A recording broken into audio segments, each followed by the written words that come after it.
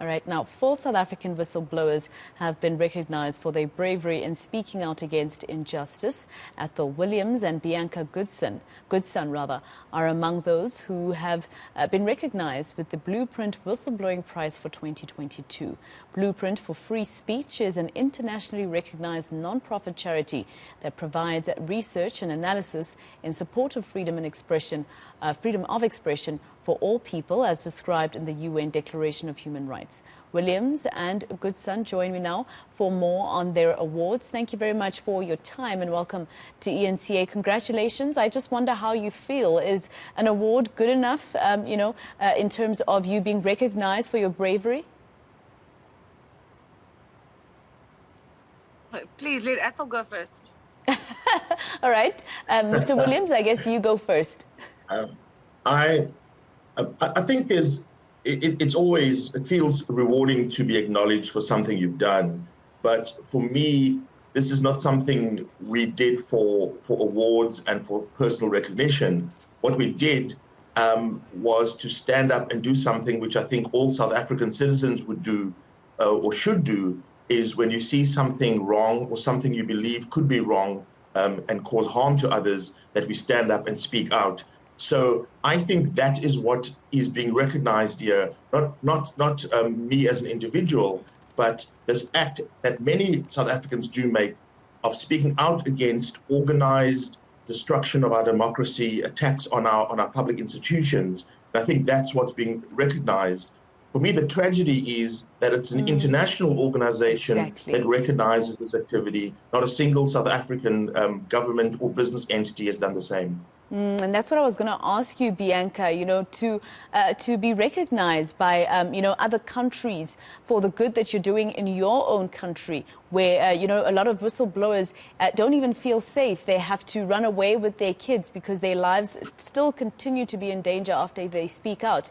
And, I just wonder from you how you feel. Of course, it's a good thing that you're being recognized, but your own government is not really recognizing you. Yeah, I mean, that's the interesting thing, is you feel honored by getting the recognition, but I must be honest with you, I would actually prefer to actually have the recognition from our own country, just as what Athol said. When both Athol and I needed support, granted it was at different times, but it was both towards state capture, we received support from a French organization. We haven't received much support from our own country, and that is really sad. I wish, like Athol, that this becomes a norm, that speaking out is not always with the detrimental impacts that it has, and that this becomes more of a norm for people that try and save this country. And it is sad that our government and the people of South Africa haven't sort of done the same. It's disturbing, but regardless, it is an honor to receive this award. I hope that it goes some way towards changing people's perceptions of whistleblowing, so that we're no longer in pimpies and the likes, but we more are seen as people that are doing the right thing.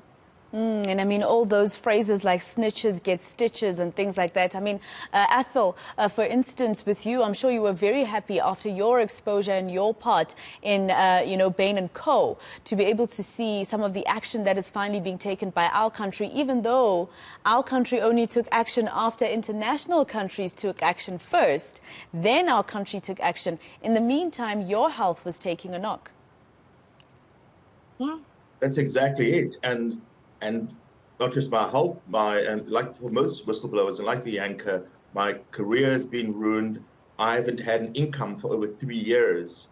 And while I think generally South Africans look at us and say, thank you and pat us on the back, there's been no one willing to step forward to actually offer tangible help, tangible support.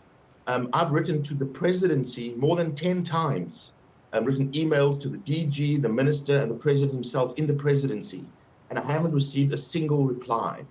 So for me, this is our government just saying, we don't care about you, whistleblower, even though they make these public statements about, caring for whistleblowers.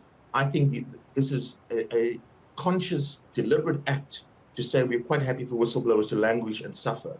And so, yes, I'm pleased that some action has been taken in terms of Bain being banned from public sector contracts, but a lot more needs to happen in terms of prosecutions of Bain and all companies involved in state capture. But importantly, I think it's a human rights violation that whistleblowers stand up for our country and are treated like we are less than citizens.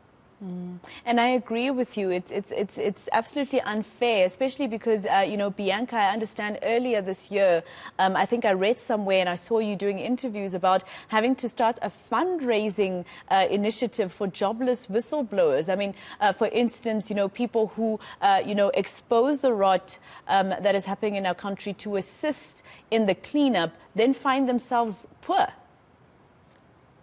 Yeah, I mean, I used to have quite a wonderful career when I worked at Anglo American, back in 2015.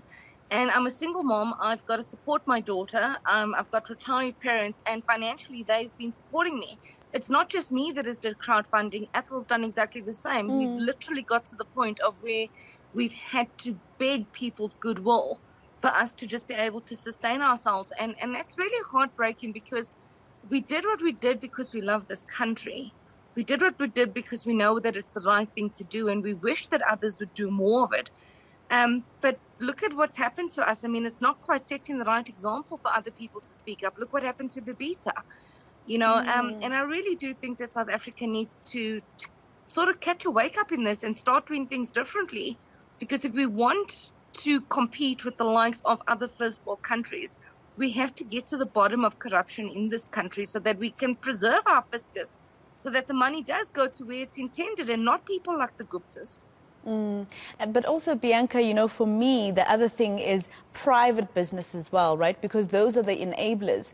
Besides the fact that we have a government that doesn't recognize whistleblowers, and for the first time, at least, whistleblowers were recognized in one of the volumes of the state capture report, where the Chief Justice Raymond Zondo mentioned how important the work of the whistleblower was in what he uncovered during the commission. But the fact that there's also the private companies, the private sector that is the enabler, and it's the private sector that you work for that then basically blacklists you, for lack of a better word, so that you are unemployable everywhere else. Yeah, and look at the inconsistencies just between Athol's experience and my experience, for example, right? So Athol exposed Bain as an enabler towards state capture. And they have now got these, are they sanctions, where they can't, work with Treasury for the next 10 years. The same hasn't been imposed on Mackenzie, and yet I exposed Mackenzie. Mackenzie are now being criminally charged for their involvement in Transnet, but Bain has not been criminally charged. So in as much as we have also, state capture wasn't possible without enablers, and both Athol and I have exposed not just the public sector, but also the private sector enablers. And our country has been very inconsistent in dealing with those people. And it's a bit disheartening because we've lost everything. Athol and I have lost everything. Athol's even lost his health. Luckily for me, I'm still here in Johannesburg, but it really seems quite unfair. Do you feel, Athol, that the wheels of justice, like Bianca was saying, some are charged this way, others, are the wheels of justice just moving too slowly? Do you feel like, government and the National Prosecuting Authority and all stakeholders that are supposed to be involved in making sure that these companies are prosecuted and the owners are prosecuted are just not moving fast enough? I think it's a fact that all of us would like to see justice move a lot faster. And I'm not going to repeat a lot of the sort of criticisms of the NPA, etc. I know that the NPA is working on a number of prosecutions, and that process will take its course. I want to echo what Bianca is saying in terms of this inconsistency around also the private sector, because what's astounding is that there are still South African companies today doing business with these state capture companies. We've still got Business Leadership South Africa who are quite willing to have these companies as part of their membership. We've still got Business Unity South Africa who, while talking about supporting whistleblowers, are doing nothing. So it's the private sector. We mustn't talk about the past only, who were enablers. It's the private sector who are continuing to be enablers and continue to persecute whistleblowers. So we can talk about government and law enforcement, but I want to talk about the private sector companies today who when I write to them, tell me they can't help me, and who today still do business with these companies involved in state capture. And that's exactly where I was going to end this conversation, and I can get a comment on what I'm about to say from both of you, starting with Bianca. You know, there could be sanctions on these companies, but some of these companies have made such a lot of money that these sanctions are a drop in the ocean, right? But also, it's the individuals that own these companies or that ran these companies that need to be dealt with, because they can, for instance, just start another company tomorrow. Bain, for instance, after 10 years, can start to trade again in South Africa. So does it really sort out the problem? And that's the thing. I think, you know, what Athol and I have said on public forums before is the root cause of this doesn't seem to be addressed. You know, even if you look at what the NPA is doing, so even if the NPA takes reparations so that people or entities are charged criminally or civilly, that doesn't necessarily put an end to the ongoing behavior. And it's this ongoing behavior of corruption that has been in our country for decades. It's not just state capture, it's been there prior. That culture needs to change, fundamentally needs to change. And I think it's right to be looking at entities like National Treasury to say, change your policies, tighten your belts, and start getting very specific on the people that breach our great legislation. We've got amazing legislation in the MFMA and the PFMA, but it's just not actually enforced. And if we became stronger towards that, I think that maybe at least then we'd be looking at more retributive actions towards people that breach our legislations and our good governance. But I'm very interested to hear what Athol has to say on this. Athol? Well, what intrigues me is how short our memories are, because people who have left Bain in South Africa are still working in South Africa. So they've just joined other companies linked to what you're saying, but not just started new companies. They've joined existing companies who are seen as clean. And so the very individuals who, for example, called the SARS legal department a bunch of losers, that very individual is now working for another consulting company in South Africa, advising our government, advising companies.